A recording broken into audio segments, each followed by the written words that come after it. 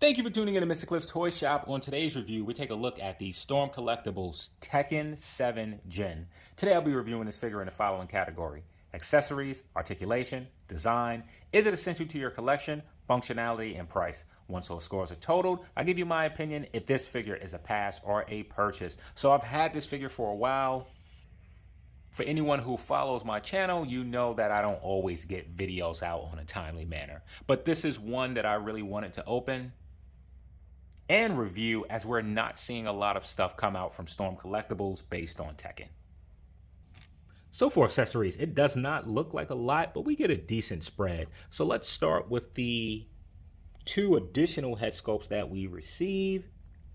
And I'm not really a fan of it, and it's due to the expression really not carrying out. You see that he has a grimace on his face, but then there are no impressions within his cheeks, his brow. Well, maybe some in the brow. And looking at this yelling face sculpt, yeah, it's sort of the same thing. Sometimes with Storm Collectibles, we see to where they carry the expression throughout the face, and many times they don't. And that's some of the reasons why I don't care for their expressive faces. We receive 4 pair of hands, all done pretty well, painted really well. You can see that they got attention to detail with the silver. And if you thought this was impressive, you look on the side and really see the small ribbons or buttons.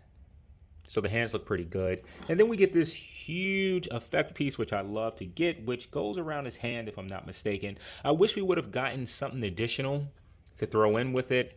I think he does this punch to where you see these 2 yellow effects. So for overall accessories, I'm pretty satisfied. I'll be giving Gen a 9 out of 10. Actually going to reduce that score to an 8 out of 10. He should come with a stand. So for articulation, the head is able to look up about that much, not as far as I hoped. It's able to look down. You do get rotation, good amount of pivot side to side. The arm is able to go up about that much, does rotate, full 360. You do have an upper bicep cut, double jointed elbows, which I just snapped off, bending in about that much. The wrists are on a ball peg, so you get them to rotate where you need them to. You have a butterfly joint, collapsing forward that much, collapsing backwards that much. So with the torso, you have a floating A piece. So using just the top, he's able to crunch forward a good amount, backwards a good amount, great amount of rotation as well as pivot. Using the combination of the two, he's able to, well, you're not getting a lot of movement from the bottom. He's able to crunch forward about that much, backwards about that much, great amount of rotation as well as some pivot. Most of it is coming from the top. So going to the legs, they kick out about, all the way to the side, full split. They kick forward only that much, and I'm surprised. Back that much, you do have rotation. Next point of rotation is at the foot. So with the foot is able to go down that much, forward that much, great pivot inside as well as outside, and you do have toe articulation. The leg is double jointed, bending all the way in. He can kick his own shoulder. So for articulation, the head does not move as much as I would like it to. The torso and arms move phenomenal. The legs are pretty solid with the exception of the kicking forward. So for overall articulation, I'll be giving Jen an 8 out of 10. What am I going to give you, Jen? Am I going to give you a 9? Am I going to give you a 10? Am I going to give you a 9? Am I going to give you a 10? Somehow I lost the original footage for the design portion, so I want to throw this part in that I talked about in the original, but forgot to talk about in the reshoot. And that is the design aspect of Jin. When I look at Tekken 7, which he's supposed to be modeled after, he has a complete different design. This is his design in Tekken 7. However, the action figure is based more on his original design. Now, I have not played Tekken 7, so I have no idea if there are alternate costumes to where you can pick this one, but I thought that this needed to be pointed out. So for design, I think Storm Collectible did a really good job, and most of this is positive. I do have one gripe. So let's just take a look at the figure, take a look at the proportions, And I want to go down to the pants for a moment, which I think are done exceptionally well. There is some sculpting and texture throughout. The flames are painted exceptionally well, and I really love the transition from yellow to an orange going into this red. I really think that looks very good. I want to go down to his feet for a moment just to take a look at this cushion piece. I'm calling it a cushion, but it is some sort of rubber or softer material, and that's done well.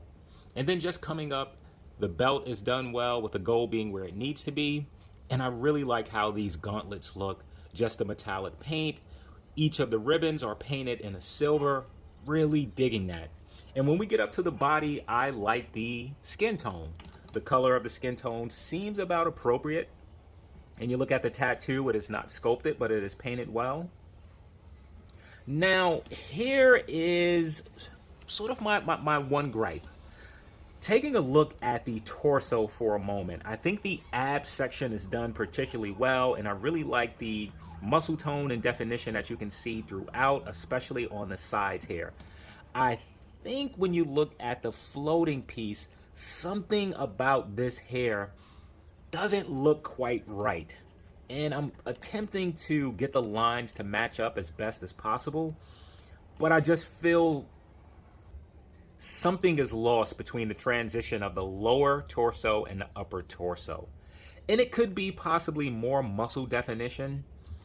It could be this line here. It's sort of sculpted upwards. It curves on an upward pattern, if you can see that. Moving up to the butterfly joints, to me, always look a little bit odd with characters that do not have shirts. But if you start doing posing, then it doesn't really matter that much. But standing in this particular pose, it's a little bit unsightly. And the hinges, for whatever reason, I don't mind the hinges with Storm Collectibles. They are big hinges, but they don't bother me that much. And I'm pretty happy with the head sculpt here with this one. Now for the alternative heads, that is something different. If you've watched my videos in the past, you know that I say sometimes with Storm Collectibles, they're on and off. And with this one, they're off. So we have a screaming face. However, there's no definition that's carried in this portrait. His cheeks aren't flexing. Other than the few wrinkles in his forehead, it just doesn't match. So I'm really not a fan of this head sculpt. And looking at the final head sculpt, it is the same thing. Really not a fan of this one. So for overall design, I'm going to give this figure an 8 out of 10. Is Jin essential to your collection? Well, let's talk about history. Jin didn't appear until the third Tekken, which means there were 2 video games which had complete stories which he wasn't a part of. It is fair to say, however, that those 2 games were creating the foundation for Jin's story. Fast forward to Tekken 3, and Jin has been the protagonist ever since then. So as far as being essential to your collection, I'm going to give Jin a 10 out of 10. Functionality, this should be pretty quick. Let's just start at the top for a moment. So usually with Storm, you get a lot of movement in the neck. With this figure, the movement is there, but it just appears a little bit harder to get to. So using the neck, you are able to get some movement. However, this figure doesn't look up that far, and that's pretty surprising. So I wish we would have had more functionality for him to be able to look up a lot better.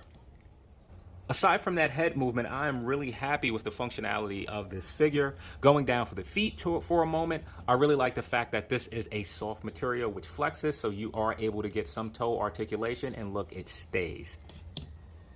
My figure has some looseness. Like the leg moves a little bit. Not a bad thing, but I prefer my figures to be a bit tighter than loose.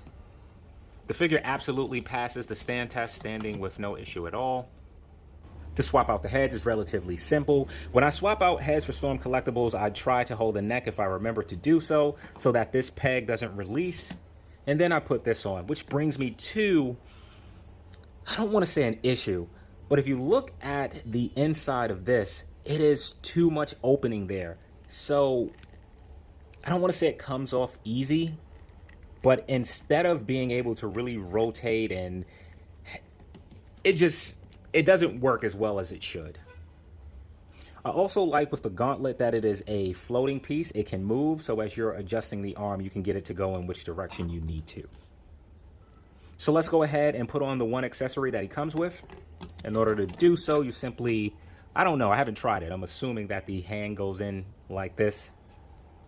So that's exactly what happens. The plastic flexes, I was able to open it some, and you simply stick the hand through.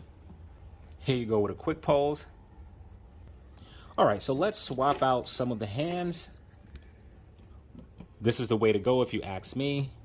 The ball peg attached to the wrist instead of the peg being attached to the hand. So putting the hands on are very easy as the peg is pretty large. So something that I always appreciate with Storm Collectibles. And one of the things that I really like with Storm Collectible is the softer upper portion. This prevents any rub. Well, it rubs, of course, but it prevents any scrapage. That's the better thing. As if you look here, you can see where some of the black from the pants is now on the abs, which is a bit unfortunate.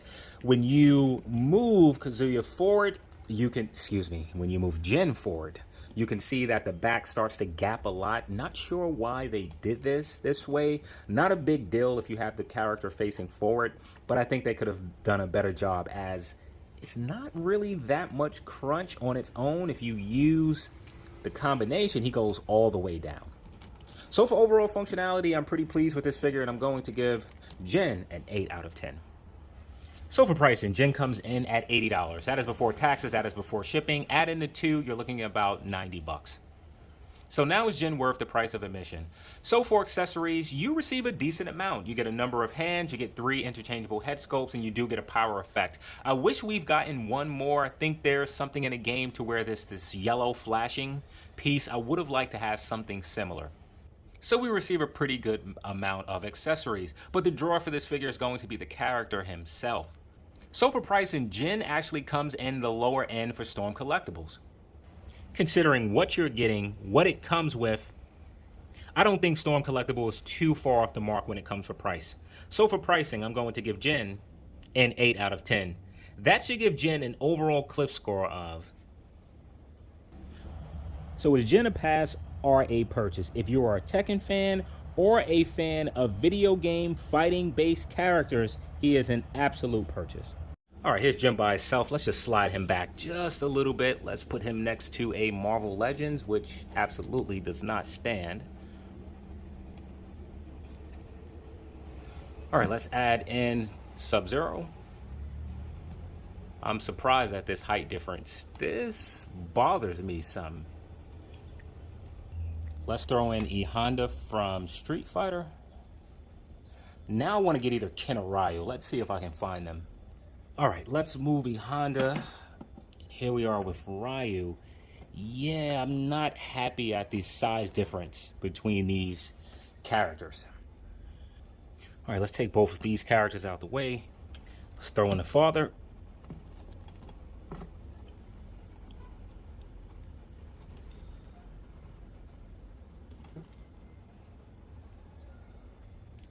And the grandfather.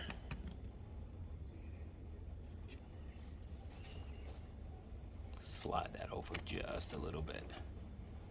Not too bad. So thank you for tuning in to Mr. Cliff's Toy Shop. I hope to see you during the next review.